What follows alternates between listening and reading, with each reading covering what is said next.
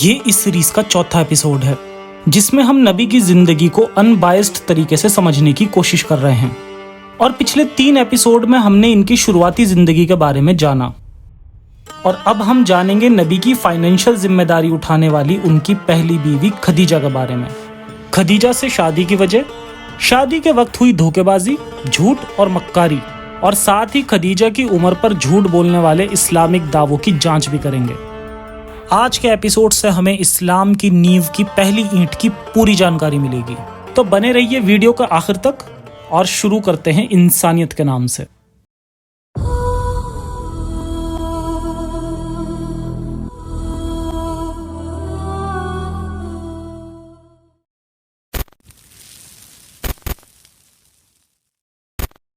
یہ ایک atheist channel ہے جو اسلام کی سچائی مسلم لوگوں تک پہنچا کر انہیں ہیومینسٹ اور ریشنلسٹ بنانے کی کوشش کرتا ہے۔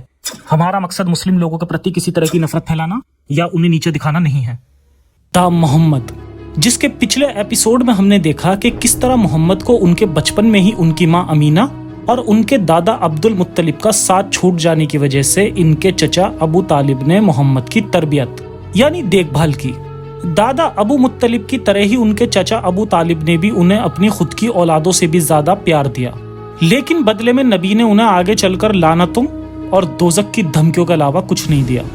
بچپنے کی ان گھٹناؤں کے بعد جب محمد بالغ ہو گئے اور ان کی عمر قریب 25 سال کی ہوئی، تب انہوں نے اپنے چچا ابو طالب سے اس کی بیٹی جس کا نام فختیہ بنت ابو طالب تھا، جسے ہانی بھی کہا گیا، جو کہ علی کی بہن تھی، ان کا ہاتھ مانگا۔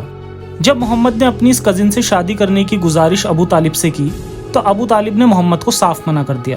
ابو طالب نے اپنی بیٹی ہانی کا نکاح محمد سے نہ کرا کر اس کا نکاح کسی دوسرے شخص سے کرا دیا، جو کہ دولت کے معاملے میں ان سے بہتر تھا۔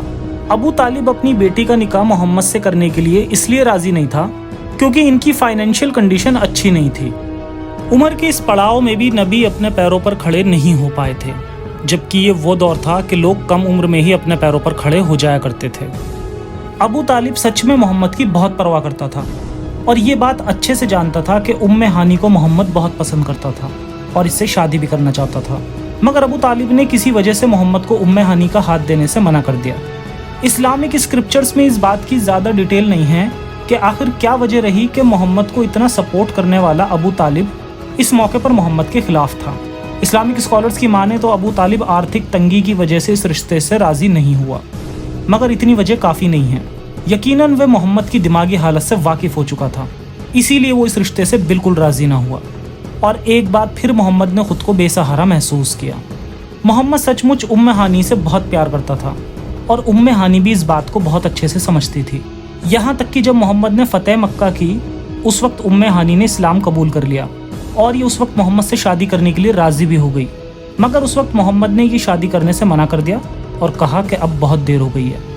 خیر، کہا جاتا ہے کہ محمد کا مزاج باقی لوگوں سے بہت الگ تھا، اور محمد ہمیشہ اپنے ہی خیالوں میں گم رہتا اور کسی سے بھی زیادہ بات چیت نہیں کرتا تھا، اور نہ ہی محمد کے پاس کوئی روزگار تھا۔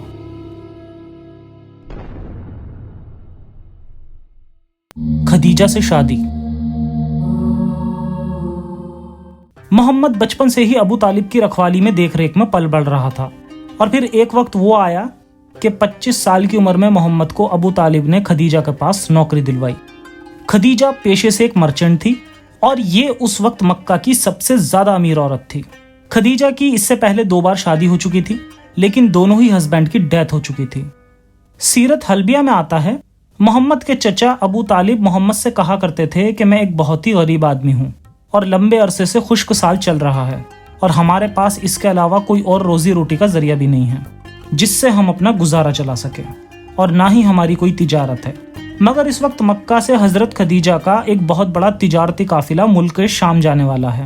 خدیجہ ایک بہت ہی دولت مند خاتون ہے۔ اس کے بعد ابو طالب نے محمد سے تجارت کی طرف اشارہ کیا، اور محمد کو خدیجہ کا تجارتی کام کرنے کو منوانے لگے۔ ابو طالب اپنے بھتیجے کے بارے میں جا کر خدیجہ کو بتاتے، اور انہیں کسی اور کے بجائے محمد کو تجارت کا کام سونپنے کے لیے خدیجہ سے فریاد کرتے، جس کے بعد خدیجہ نے محمد کو اس کام کے لیے رکھ لیا۔ محمد نے خدیجہ کے لیے کچھ وقت کام کیا اور تجارت کے ساتھ یمن، بصرہ اور سیریا کا سفر بھی کیا۔ ایک بار محمد جب خدیجہ کے ایک غلام کے ساتھ سیریا تجارت کے سلسلے میں گئے، تب پھر سے محمد کے ساتھ کچھ عجیب گھٹنائیں پیش آئیں، جیسے فرشتے جبرائیل نے سیریا کے سفر میں پھر سے محمد کے سامنے دستک دی اور بار بار ایک بادل آ کر محمد کو تیز دھوپ سے بچاتا، جو چیز ہوتے ہوئے خود خدیجہ کے غلام نے بھی دیکھی۔ مگر تعجب کی بات یہ ہے کہ جب اللہ میاں کو اپنا یہ معجزہ دکھانے کی سب سے زیادہ ضرورت تھی، یعنی کفار مکہ کے سامنے، تب اس وقت اللہ میاں نے بھی محمد کا ساتھ نہیں دیا، اور مجبوراً محمد کو اس وقت یہ بہانہ بنانا پڑا کہ صرف قرآن ہی میرا معجزہ ہے۔ ایک وقت وہ بھی آیا تھا کہ لوگ اسلام قبول کرنے کے لیے راضی تھے اور محمد سے چیخ چیخ کر کہہ رہے تھے کہ اگر تم عیسیٰ کی طرح کسی مردے کو زندہ کر دو گے یا موسیٰ کی طرح سمندر کے 2 حصے کر دو گے تو اسے دیکھنے کے بعد ہم ایمان لے آئیں گے۔ لیکن اس وقت محمد صاحب کا کوئی معجزہ کام نہیں آیا۔ اللہ میاں کے اس طرح کے کارنامے ہمیشہ بند کمرے میں یا محمد کے اکیلے پن میں یا صرف اور صرف محمد کے جاننے والے چند ہوشیار لوگوں کے سامنے ہی ہوتے تھے۔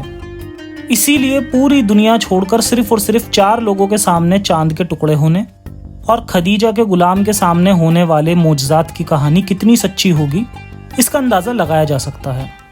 سب سے بڑا لاجک یہ بھی لگایا جا سکتا ہے کہ اپنے پیارے نبی کو دھوپ سے بچاتا اللہ جنگ احد کے وقت ان کے دانت ٹوٹنے سے کیوں نہیں بچا سکا؟ کیا صرف اس لیے کہ وہاں زیادہ لوگ تھے اور معجزہ دیکھنے والوں کی تعداد زیادہ ہوتی تو اسلام اور تیزی سے پھیلتا اور اتنی مار کاٹ بھی نہ ہوتی؟ تو کیا یہ خدا مار کاٹ سے ہی اپنا مذہب پھیلانا چاہتا تھا، یا یہ خدا تھا ہی نہیں اور محمد کی خود کی سوچ سے پیدا ایک کردار تھا؟ خیر، یہ لوگ جب سیریا سے تجارت کر کے آئے اور خدیجہ کو محمد کے بارے میں ہوئی اس عجیب گھٹناؤں کے بارے میں بتایا گیا تو محمد کا معاملہ دیکھ کر خدیجہ نے سارا واقعہ ترنت اپنے چچیرے بھائی ورقہ بن نوفال کو بتایا کہ کس طرح تجارت کے وقت محمد کے ساتھ الگ الگ گھٹنائیں پیش آئیں۔ ورقہ بن نوفال اس وقت عیسائی مذہب قبول کر چکا تھا اور اس سے پہلے یہ یہودی رہ چکا تھا۔ جب ورقہ بن نوفال نے محمد کی عجیب گھٹناؤں اور فرشتوں کی کہانی سنی تو ترنت کہا کہ محمد اس امت کا ہونے والا نیا نبی ہے۔ اب کیونکہ ورقہ بن نوفال بت پرست ہونے کی بجائے ابراہیمک مذہب کو قبول کر چکا تھا، جس میں نبیوں کے قصے بھرے پڑے ہیں کہ ہر نبی کے پاس ایک خاص فرشتہ جبرائیل ہر وقت ساتھ رہتا ہے اور اللہ کا پیغام اس کے ذریعے سناتا ہے۔ تو جیسے ہی اس نے سنا کہ محمد نے عجیب چیزوں کو دیکھا اور سنا ہے تو اس نے ترنت کہا کہ یہ کوئی اور نہیں بلکہ فرشتہ جبرائیل ہے۔ مگر دیکھا جائے تو یہ ثبوت محمد کی نبوت کو ثابت کرنے کے بجائے الٹا ان کے نبی ہونے پر سوال کھڑا کرتا ہے۔ جیسے ابراہمک مذہب میں جب خدا کسی کو نبی یا رسول چنتا تو وہ شخص ترنت جا کر اپنے وقت کی بستی والوں کو اس کی خبر دیتا اور اپنے آپ کو ثابت کرنے کے لیے انہیں الگ الگ کرامات بھی کر کے دکھاتا، جو کہ میری نظر میں قصے کہانیوں سے زیادہ بڑھ کر کچھ نہیں ہے۔ مگر مان بھی لیا جائے تو محمد کے ساتھ ساری کہانی الٹ ہو رہی تھی۔ کتنے تعجب کی بات ہے کہ خود نبی ہونے کا دعویٰ سب سے پہلے محمد نے نہیں کیا۔ محمد کو پتہ بھی نہیں تھا کہ ان کے ساتھ کیا ہو رہا ہے، بلکہ جو کوئی شخص محمد کو دیکھتا وہ یہی کہتا کہ ان پر شیطان کا سایہ ہے یا انہیں مرگی کے دورے پڑ رہے ہیں۔ اگر سچ میں محمد نبی تھے تو کیوں انہوں نے یہ خبر لوگوں کو نہیں بتائی، اور کیوں محمد نے کوئی معجزہ بھرے مجمع کے سامنے نہیں کیا؟ محمد کی بیماری ان کے ساتھ زندگی بھر بنی رہی اور خدیجہ اور اس کے بھائی ورقہ بن نوفال بار بار کہتے رہتے کہ اس کے پاس فرشتہ جبرائیل آیا ہے، جبکہ خود محمد کو بھی نہیں پتا تھا کہ ان کے ساتھ کیا ہو رہا ہے۔ آخرکار جب آگے چل کر ان کی عمر 40 سال کی ہو گئی تب اسے یہ دعویٰ کرنے پر مجبور ہونا پڑا کہ اس نے جو دیکھا وہ کوئی اور نہیں بلکہ جبرائیل ہی تھا۔ خیر، جب ورقہ بن نوفال نے خدیجہ کو بتایا کہ مجھے لگتا ہے کہ محمد ایک ہونے والا نبی ہے، تب ترنت خدیجہ نے محمد سے شادی کرنے کا من بنا لیا۔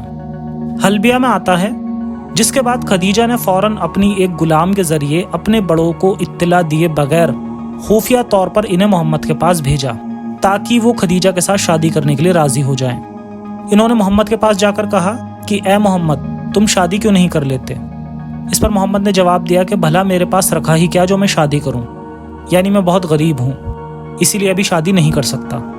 اس کے جواب میں کہا کہ کیا ہو اگر آپ کو مال و دولت کے ساتھ ساتھ خوبصورت اور عزت دار عورت خود ہی آپ کے نکاح میں آ جائے تو کیا آپ قبول کریں گے؟ اس پر محمد نے پوچھا کہ بھلا وہ کون ہے؟ انہوں نے کہا کہ خدیجہ آپ سے نکاح کرنا چاہتی ہیں۔ پھر محمد نے جواب دیا کہ وہ تو دولت مند خاتون ہیں جبکہ میں تو نادان غریب اور یتیم ہوں، اور اس کے بعد یہ شادی کرنے کے لیے تیار ہو جاتے ہیں۔ جب خدیجہ اور محمد کی شادی کی خبر محمد کے چچا ابو طالب کو بتائی گئی تب یہ حیران ہو گئے کہ یتیم محمد سے خدیجہ شادی کرنا چاہتی ہیں۔ پھر انہوں نے فوراً اس رشتے کے لیے ہاں بول دیا، جس کے بعد ان سے کہا گیا کہ آپ کل ہمارے گھر نکاح کے لیے فلاں وقت تشریف لے آئیے۔ دھوکے بازی۔ سیرت حلبیہ اور مسند احمد کی حدیث ہے کہ ابن عباس سے مروی ہے کہ حضرت خدیجہ کے والد ان کی شادی کسی اور سے کرانا چاہتے تھے، مگر خدیجہ نے شادی کے لیے محمد کو چنا، وہ بھی ورقہ بن نوفال کے مشورے پر۔ پھر محمد سے نکاح کے وقت ایک دعوت رکھی گئی جس میں شراب کا بھی انتظام کیا گیا۔ خدیجہ نے اس دعوت میں اپنے والد اور قریش کے کچھ لوگوں کو بلوایا۔ جب یہ لوگ دعوت میں آئے تو انہوں نے ان لوگوں کو خوب شراب پلا دی۔ اس وقت خدیجہ نے اپنے والد سے کہا کہ محمد بن عبداللہ سے میرا نکاح کرا دیجیے۔ انہوں نے شراب کے نشے میں رشتہ قبول کر لیا، جس کے بعد خدیجہ نے رواج کے مطابق اپنے والد کو خوشبو لگائی اور ان پر لباس ڈال دیا۔ جب خدیجہ کے والد کا نشہ اترا اور انہوں نے وہاں کا منظر دیکھا تو کہا کہ یہ سب کیا ہے؟ خدیجہ نے کہا آپ نے خود ہی میرا اور محمد کا نکاح کرا دیا۔ انہوں نے کہا کہ میں بھلا تمہارا نکاح ابو طالب کے یتیم بھتیجے سے کیوں کراؤں گا؟ جس کے بعد خدیجہ نے کہا کہ اب کیا قریش کی نظروں میں اپنے آپ کو بے وقوف بتاتے ہوئے اور لوگوں کو یہ بتاتے ہوئے کہ آپ نشے میں تھے آپ کو شرم نہیں آئے گی؟ اور پھر یہ سن کر ان کے والد کو بھی اس شادی سے مجبوراً راضی ہونا پڑا۔ اس سے صاف ظاہر ہوتا ہے کہ خدا کے نبی اپنی پہلی شادی بھی دھوکے بازی سے کر رہے ہیں۔ کیا خدیجہ اپنے فادر کو یہ ایکسپلین نہیں کر سکتی تھی کہ یہ خدا کے نبی ہیں؟ صاف پتہ چلتا ہے کہ کہانی کو روحانی بنانے کی خاطر اس میں کچھ ملاوٹ بھی کی گئی ہے۔ ہوا یہی ہوگا کہ خدیجہ اور محمد دونوں نے اپنی ضرورتیں پوری کی۔ خدیجہ جس کی زندگی میں اکیلا پن تھا اور اسے ایسے شخص کی ضرورت تھی جو اس کا ہسبینڈ تو ہو لیکن اس کے اس زمانے کے مطابق اس پر حکم نہ چلا سکے، جس کے لیے محمد پرفیکٹ میچ تھا، کیونکہ خود میں ہی ڈوبا رہنے والا اور ہمیشہ اپنی مانسک بیماریوں سے پریشان انسان بھلا کیا حکم چلائے گا، خاص کر جب خدیجہ کے پیسے کا اس پر روب ہو۔ دوسری طرف محمد جو کہ بہت غریب تھے، انہیں خدیجہ سے پیار ملا اور پیسہ ملا جس کی انہیں اس وقت سب سے زیادہ ضرورت تھی۔ خیر، اب دیکھتے ہیں وہ جھوٹ جس کی آڑ میں خدیجہ کی عمر کو لے کر اسلامسٹ لوگ جھوٹ بولتے ہیں، اور کئی بار اس کا استعمال 53 سال کے نبی کی 6 سال کی عائشہ سے شادی کو صحیح ٹھہرانے کے لیے بھی استعمال کرتے ہیں۔ یہ کہتے ہیں کہ نبی نے 25 سال کی عمر میں جب 40 سال کی خدیجہ سے شادی کی تو کیا پرابلم ہے اگر ایک بچی سے بھی شادی کر لی؟ ویسے تو یہ آرگیومنٹ بھی اپنے آپ میں کمزور ہی ہے اور 6 سال کی معصوم عائشہ کے حق چھینے جانے کو جسٹیفائی نہیں کیا جا سکتا، لیکن پھر بھی یہاں مینشن ہونا ضروری ہے کہ اسلامک کتابوں سے ہمیں یہ بھی پتہ چلتا ہے کہ خدیجہ کی عمر 40 نہیں بلکہ 25 سے 28 سال کی تھی۔ اب کیونکہ اس کی الگ الگ حدیث ہیں مگر 40 سال والی روایتوں کو زیادہ ہی پاپولر کر دیا گیا ہے، مگر اس سے بھی اوتھینٹک اسکالر ابن کثیر نے کہا کہ ابن عباس نے کہا کہ جس وقت رسول اللہ کی شادی حضرت خدیجہ سے ہوئی اس وقت خدیجہ کی عمر 28 سال کی تھی، اور یہ بات لاجیکل بھی لگتی ہے کیونکہ اس شادی کے بعد رسول سے خدیجہ کے قریب 6 بچے ہوئے، اور ایک 40 سال کی لیڈی کے لیے تقریباً 6 بچوں کو جنم دینا آسان نہیں ہے۔ خدیجہ اسلام کی شروعات کی ایک بہت اہم کڑی ہے۔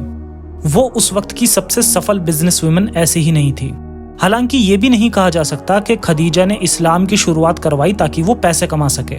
دراصل خدیجہ نے اپنے بھائی ورقہ بن نوفال کے ساتھ مل کر یہ کھیل کیول اس لیے کھیلا تاکہ محمد کو اس بات کا احساس نہ ہو کہ وہ ایک مینٹل پیشنٹ ہے، محمد کہیں دکھ سے سوسائڈ نہ کر لیں۔ صرف اس لیے خدیجہ نے یہ سب کیا۔ خدیجہ نے اپنے مرتے دم تک محمد کا ساتھ دیا اور ان کے ہر پاگل پن کو فرشتے کی تعمیل اور خدا کے آدیش سے جوڑا۔ شروعات میں خدیجہ کے ہاتھوں شروع ہوا یہ کھیل کچھ خطرناک لوگوں کے ہاتھ چڑھ گیا، اور پھر جو ہوا وہ کبھی خدیجہ نے اپنے سپنے میں بھی نہیں سوچا ہوگا کہ ایسا ہوگا۔ جڑے رہیں اس سیریز کے ساتھ اور دیکھیں گے کہ کیسے دھیرے دھیرے یہ سب ایک مذہب کا روپ لینے لگا جو دنیا میں دوسرا سب سے بڑا مذہب سمجھا جاتا ہے۔ ملیں گے جلدی ہی اس سے آگے کا اتہاس لے کر، تب تک کے لیے سرکشت رہیں اور اپنا اور اپنوں کا خیال رکھیں، کٹرتا سے بچیں۔ جے ہند، جے سائنس، انسانیت حافظ۔